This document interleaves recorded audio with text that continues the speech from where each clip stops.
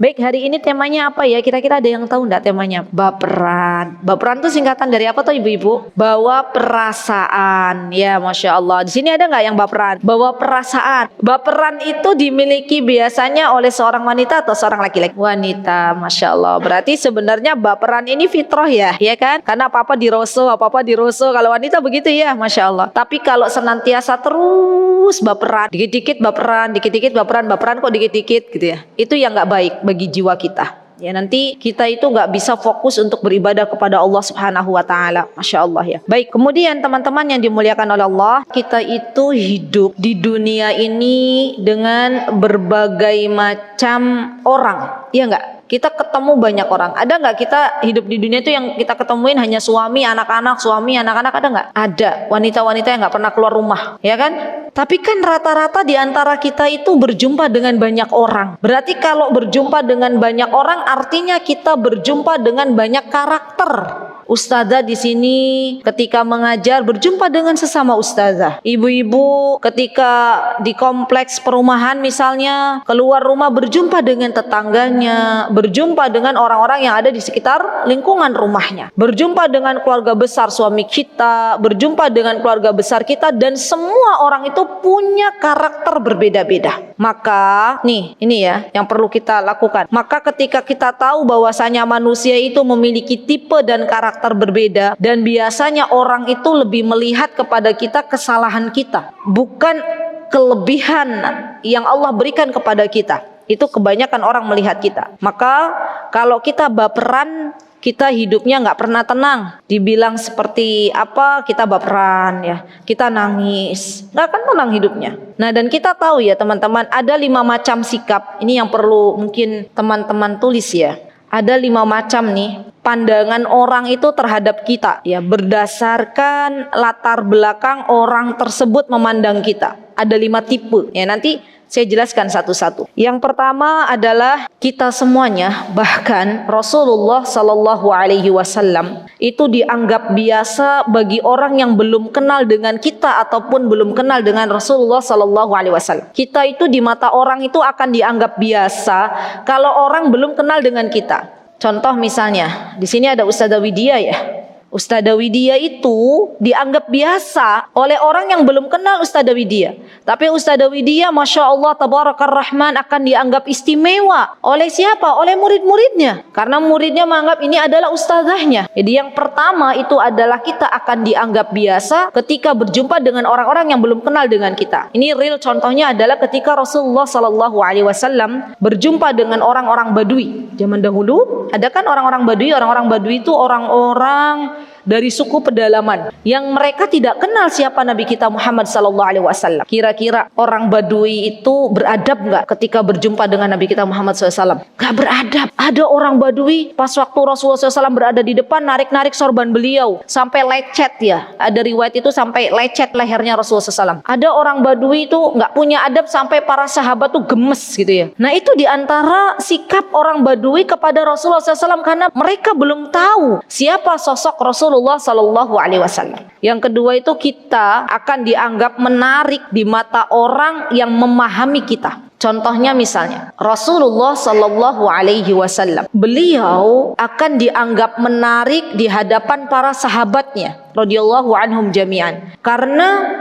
para sahabat radhiyallahu anhum jami'an memahami siapa Rasulullah sallallahu alaihi wasallam. Ya kan? Rasulullah akan dimuliakan di hadapan para sahabat radhiyallahu anhum jami'an karena para sahabat mengerti siapa sebenarnya Rasulullah sallallahu alaihi wasallam. Beliau adalah utusannya Allah, dan mengimani utusannya Allah itu adalah bagian dari rukun Islam. Nah, jadi teman-teman akan dianggap menarik bagi orang yang tahu dan kenal siapakah teman-teman sebenarnya. Kita akan dianggap menarik di hadapan suami kita karena suami kita paham siapa diri kita. Jadi kalau kita tuh misalnya ada orang nggak kenal, tiba-tiba kita misalnya seorang ustadzah, apa ini, Islamic Center Ponorogo ya. Nah, orang tua itu kok kayak nggak sopan ke kita, wajar. jangan baper. Karena orang tua itu nggak tahu kalau kita tuh ustazah gitu kan. Tapi wali murid sini, wali murid Islamic Center Ponorogo, perlakuan mereka kepada ustazah Islamic Center Ponorogo ini akan berbeda. Mereka memuliakan ustazah di sini karena mereka tahu ustazah di sini adalah guru anak-anaknya. Maka di hadapan orang tua wali murid itu ustazah itu luar biasa. Yang ketiga, kita semuanya akan dipandang menjadi orang yang istimewa. Masya Allah. Dalam penglihatan orang-orang yang mencintai kita. Masya Allah. Kita akan dipandang orang yang spesial ketika kita berjumpa dengan suami kita yang mencintai kita. Kita akan dianggap orang yang istimewa ketika kita bisa berbakti kepada kedua orang tua kita dan orang tua kita mencintai kita.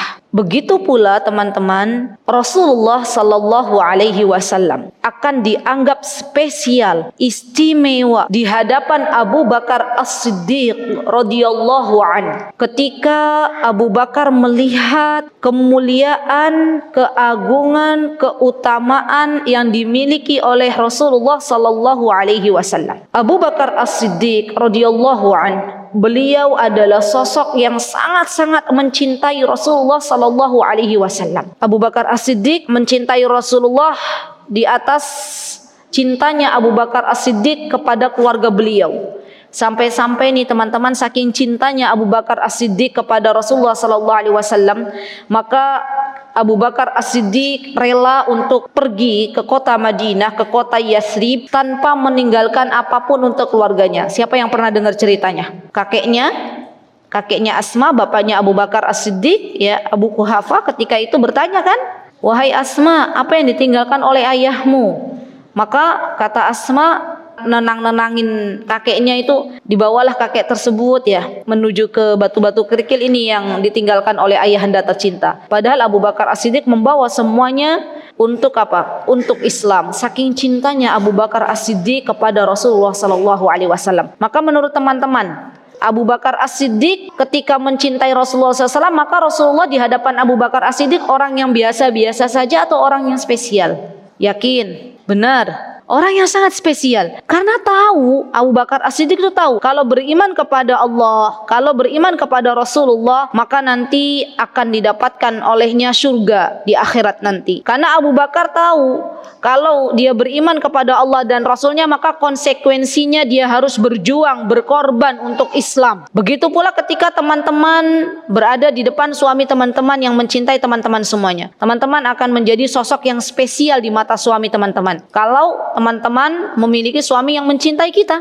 Sebaliknya, na'udzubillah summa na'udzubillah, kita akan dianggap sebagai orang yang tidak spesial kalau suami kita tidak mencintai kita. Yang keempat, kita itu akan dianggap pribadi yang menjengkelkan bagi orang yang penuh rasa dengki kepada kita. Subhanallah. Nih contohnya, Rasulullah sallallahu alaihi wasallam itu dianggap menjengkelkan di mata Abdullah bin Sabah. Kira-kira teman-teman tahu nggak kenapa kok Abdullah bin Sabah itu kesel, jengkel kepada Rasulullah SAW? Baik, ada yang tahu nggak teman-teman kenapa Abdullah bin Sabah itu beliau jengkel kepada Rasulullah Sallallahu Alaihi Wasallam? Kira-kira kenapa? Karena dengki. Kenapa kok dengki? Apa yang didengkiin oleh Abdullah bin Sabah? Kenapa Abdullah bin Sabah dengki kepada Rasulullah Sallallahu Alaihi Wasallam?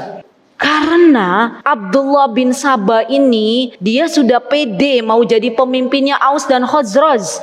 Jadi zaman dulu tuh ada namanya Aus dan Khazraj, yang mana sebelum Abdullah bin Sabah ini ingin jadi pemimpinnya mereka, salah satu pemimpin mereka itu meninggal. Maka yang dituakan oleh Aus dan Khazraj adalah Abdullah bin Sabah. Jadi Abdullah bin Sabah itu pede, wah mau jadi pemimpinnya Aus dan Khazraj. Tiba-tiba datang Nabi kita Muhammad SAW dari kota Makkah, dan Aus dan Khazraj memilih Rasulullah SAW sebagai pemimpin mereka. Nah, ini ada kedengkian di dalam diri Abdullah bin Sabah. Maka yang ada, Abdullah bin Sabah senantiasa membuat onar di dalam gerakan-gerakan Rasulullah SAW atau di dalam tubuh Muslim itu sendiri. Ya, maka Abdullah bin Sabah senantiasa beliau memiliki dua muka, baik di hadapan Muslim, ya baik juga di hadapan para musuh Islam. Yang kelima, kita itu dianggap sebagai orang-orang yang jahat di dalam tatapan orang-orang yang sakit hati kepada kita. Subhanallah. Rasulullah sallallahu alaihi wasallam, teman-teman, beliau adalah seorang al-amin. Kita akui Rasulullah SAW itu adalah orang yang al-amin. Tapi bagaimana Rasulullah SAW di hadapan Abu Lahab? Rasulullah SAW di hadapan Abu Lahab itu orang yang menarik nggak?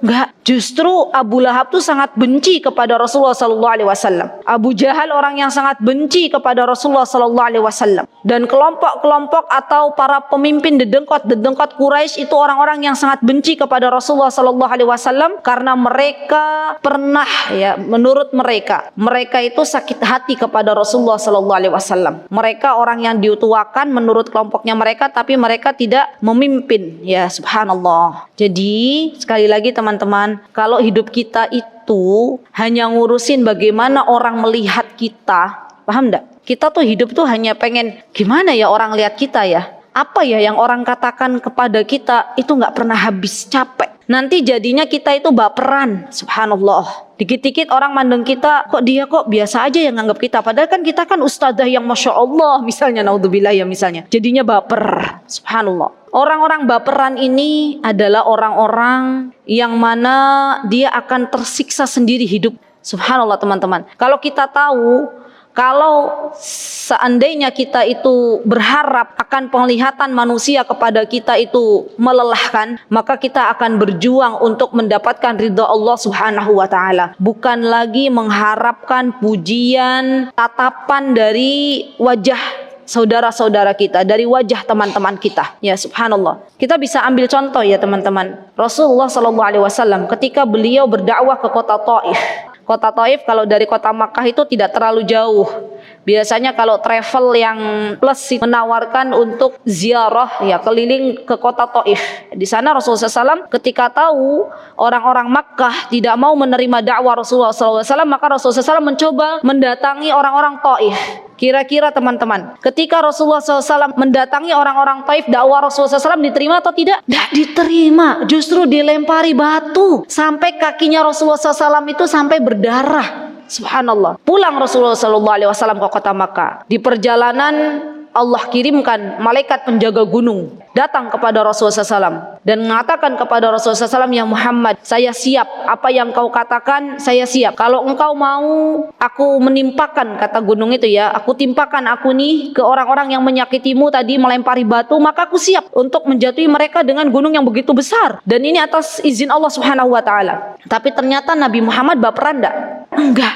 Rasulullah bilang begini, saya tidak mau kamu menjatuhi orang-orang yang tadi melukai saya. Jangan kau timpakan dirimu kepada orang-orang yang tadi melukai saya. Saya memaafkan mereka dan mendoakan semoga di antara anak keturunan mereka kelak ada yang mentauhidkan Allah Subhanahu wa taala. Masya Allah ya. Jadi nih teman-teman, yang namanya kita kalau sedang berdakwah, berjalan di dunia dakwah itu nggak boleh baperan. Ya, karena dakwah itu terlalu mulia. Gak bisa dakwah itu dimasuki oleh orang-orang baperan. Karena gini loh, tantangannya tuh besar. Dari belakang mungkin ketika kita berusaha amar ma'ruf nahi mungkar ada yang nyinyir gitu kan. Pernah gak sih teman-teman menasihati orang atau beramar ma'ruf nahi mungkar kemudian ada yang nyinyirin? Pernah. Kalau kita baperan, berhenti tuh kita dakwah, berhenti kita beramar ma'ruf nahi mungkar.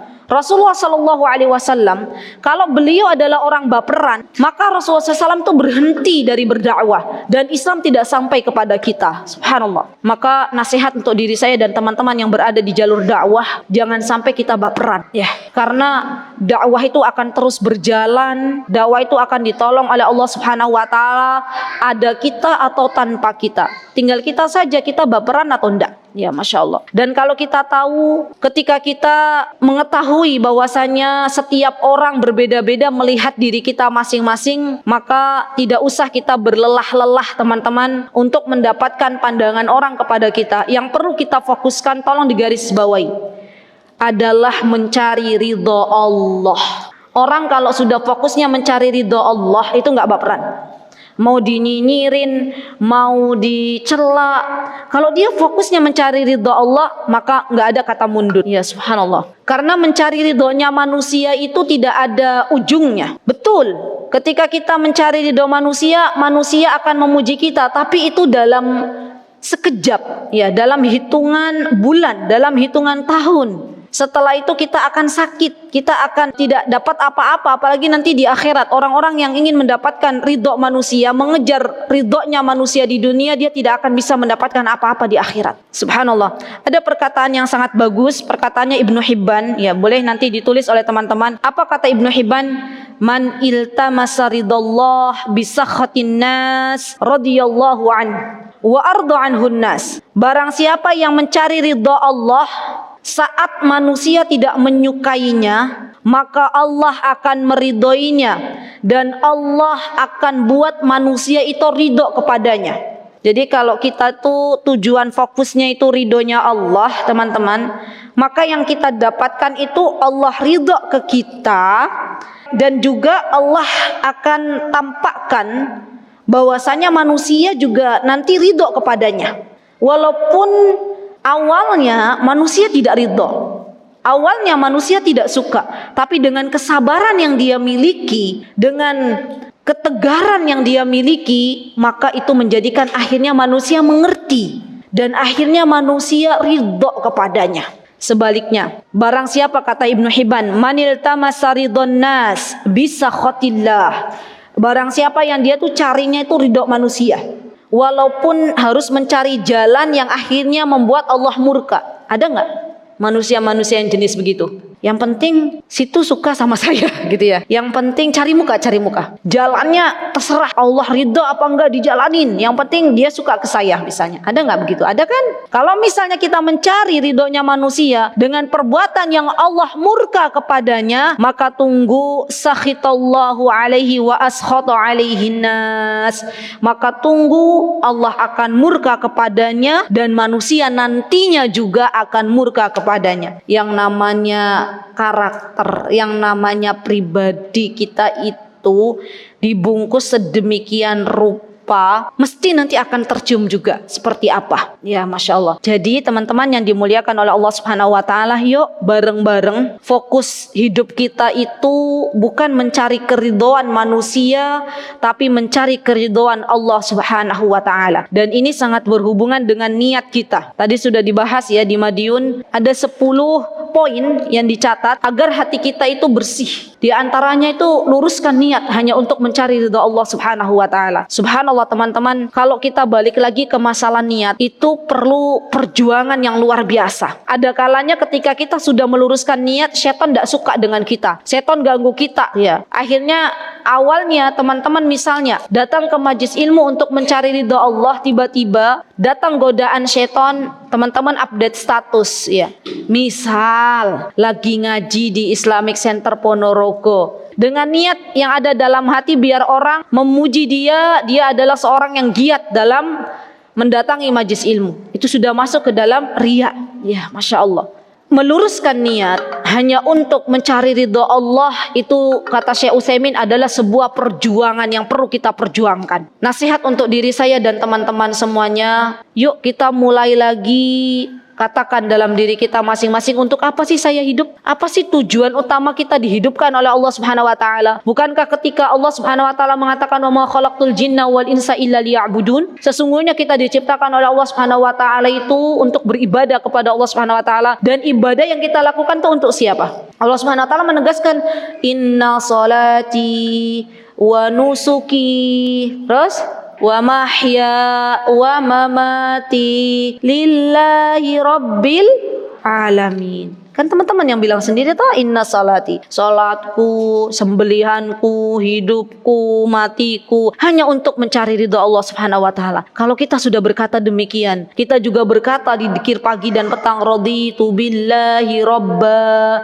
saya sudah ridho bahwasanya Allah itu adalah Rabbku. Berarti kita juga harus ridho terhadap semua ketentuan Allah Subhanahu Wa Taala yang Allah berikan kepada kita. Catat baik-baik teman-teman. Kita itu harus benar-benar ridha menerima semua takdir yang Allah Subhanahu Wa Taala berikan kepada kita. Karena semua yang Allah takdirkan kepada kita itu pasti ada hikmahnya, baik buruknya kita harus ridha. Dan subhanallah teman-teman itu ridha dengan kehadiran suami, apapun kondisinya, itu membuat hati kita itu lega. Ketika teman-teman subhanallah ridha dengan ketetapan Allah, misalnya diberikan anak, mohon maaf sekali, anak yang spesial misalnya, itu akan membuat hati kita itu lebih lebih ridho, tidak menyalahkan Allah Subhanahu wa taala. Ketika misalnya teman-teman saat ini belum diberikan kendaraan oleh Allah roda 4 misalnya, maka teman-teman hatinya akan lebih tenang. Ya Allah, alhamdulillah aku ridho dengan ketetapan-Mu. Sampai yang namanya ridho dengan takdir ini bisa membuat anak yang tadinya merasa memiliki inner child, tahu nggak inner child?